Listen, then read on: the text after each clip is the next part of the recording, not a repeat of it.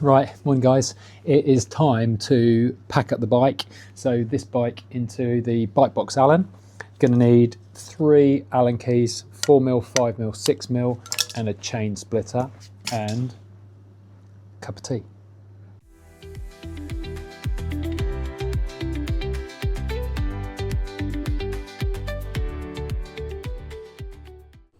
So this is the AeroFit bike box Allen, which is the easiest bike box I've ever packed. It's literally just pedals off, wheels off, and I take the rear mech off just because slightly bigger frame, the rear mech would, I think, foul on the edge of the box.